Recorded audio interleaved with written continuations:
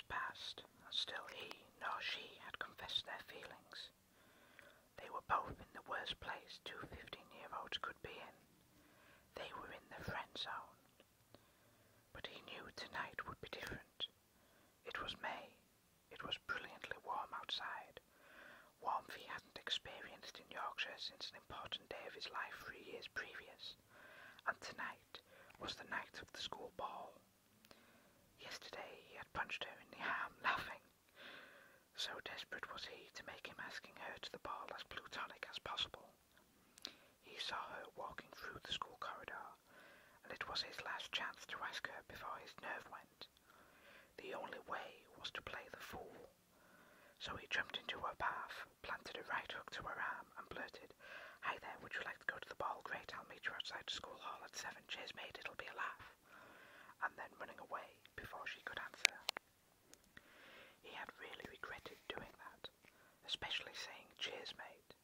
To him, there was something wrong with calling a girl mate. But he always seemed to play the fool when he was around her. She befriended him because she thought him some kind of school comedian. He had interpreted that as her making fun of him. Even when they became friends, he thought it out of pity. Yes, Mr. Average was not a confident person.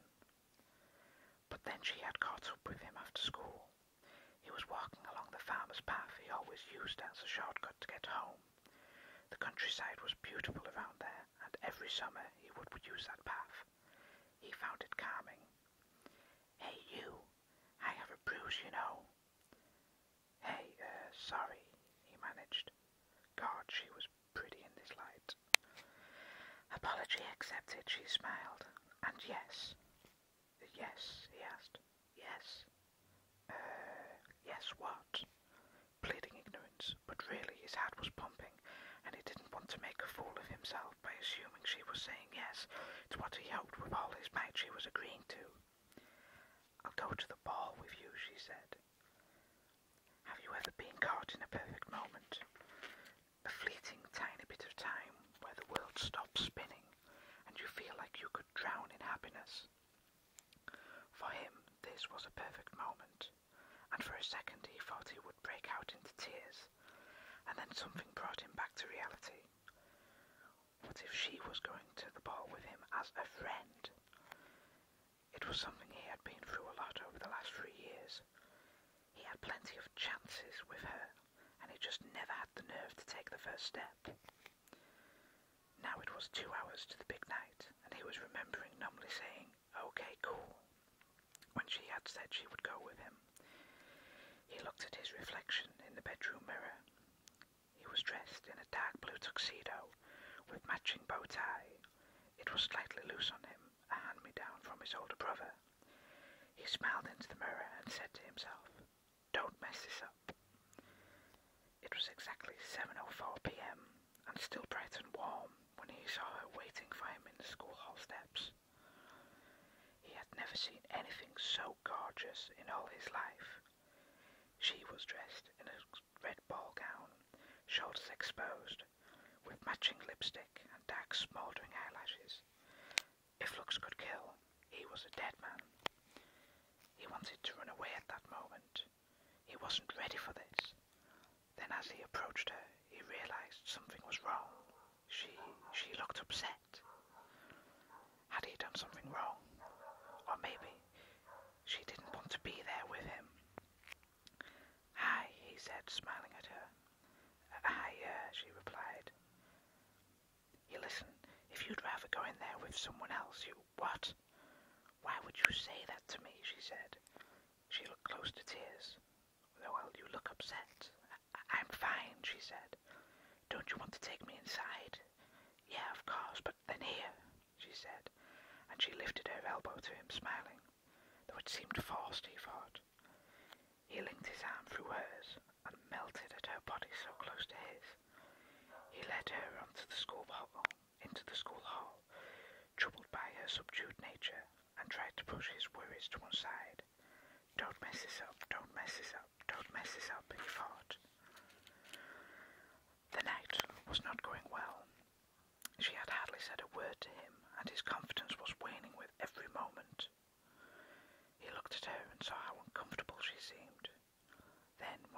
boys had approached her and asked her for a dance. She had declined, but he saw a look at him. "I'm with you because I feel I have to," that look said to him. So they had both reverted to drinking Coke and staring into space in the corner while everyone else was dancing, laughing, kissing, and generally having fun. Even the teachers seemed to be having a better time than they were. Enough was enough. Something clicked inside his head, and he wasn't going to step back and let things be anymore. "Okay, what's wrong?" he asked. "Nothing's wrong," she said. "What's wrong?" he repeated. "Nothing," she replied. Then she smiled. "Let's dance." "No," he said. He had wanted to all night, but it wasn't going to be some kind of pity dance. "You don't want to be here, do you?" "Why do you keep saying that?" she said. "I've been looking forward to this for weeks. Please, let's dance." "No, not until you tell me what's wrong. I've never seen you so distracted since we've known each other. Yesterday I asked you to the ball, and tonight you're quiet. So I think you don't want to be here." He couldn't keep the anger out of his voice at that and regretted it instantly. For the second time in 2 days. "Look, I agreed to go on a date with you, didn't I? I've been waiting for you to ask me for weeks, and then the first thing you say is, 'Would you rather go with someone else?'" Then she stood up and walked away from him. He stood too and grabbed her by the arm. He turned her to face him and saw she was crying. You think this is a date?" he said. "Yeah, and don't I feel silly?" she laughed. For once, it wasn't a nice laugh. I never knew," he lied. He did, just didn't have the courage to say so. "Well, it doesn't matter now," she said. She pulled her arm away and wiped the tears from her eyes. "It doesn't matter, because my parents are moving back to Devon. You won't have to take me on a date out of pity anymore." At that, fresh tears spilled down her face. She pushed him away and ran out of the school hall. He'd never even got a chance to say how beautiful he thought she looked. Yet in spite of current events, he smiled and ran after her into the cool night air. He found her by the goalposts. Yes, the very goalposts on the soccer field where they first met. The moon was on show and gave the whole field a dreamlike quality. She was leaning against a post and sobbing heavily. "When?" he said. She started and turned round, seeing it was him, and wiped her tears on her bare arm. It left a smudge of mascara trailing from her cheeks. He didn't care. He'd never seen her look so amazing. "This Wednesday," she said. "The school's been informed. It's got to be quick because Dad's been offered his old job, and it's a one-time thing." And then quietly said, "It's not fair." It was Saturday night. 4 days. He wanted to scream, but he didn't. "You think I'm your friend out of pity?" "You're so funny," she said. "Why would a boy like you be my friend any other way? I'm just..." She paused to find the right words. "Average," she said. He laughed at this. It was a rich, warm laugh, and he couldn't stop. "I've always thought the same about myself," he laughed, looking at her as he did, thinking how stupid he had been over the last 3 years. She looked up at him. "Really?" she said. "Yeah, I thought you were too kind to tell me to get lost," he said. "No, I'd never say that to you," she whispered, barely a mumble under her breath. He was 12 feet away from her when he realized he wasn't in trouble anymore. He loved her, and he was certain she felt the same. Yes, she was moving away in 4 days, but it wasn't like she was moving to another country.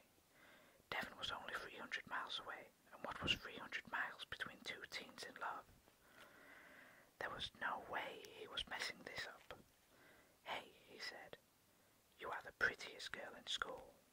"No, I'm not," she blushed. He took a few steps towards her. "To me, you're the most amazing girl I've ever seen." She giggled and smiled sarcastically at him, her sadness all but gone. "You think so?" "No, know so, he said. Have done since the moment we first met. It was here, do you remember? He closed the gap between them. I remember you wanted my sandwich, she said with a small voice. She looked up, and he was right in front of her now. All his previous fear disappeared. I didn't want your sandwich, he said to her softly. They both stood there looking into each other's eyes, the blue light of the moon shining down on them.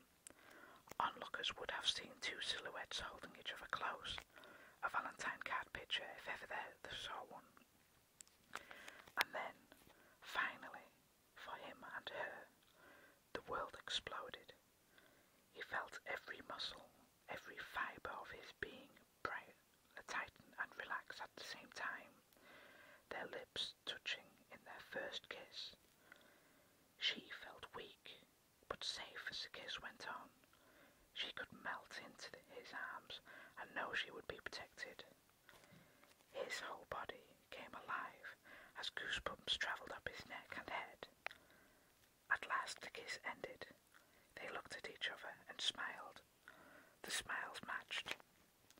The kiss itself lasted 11.5 seconds.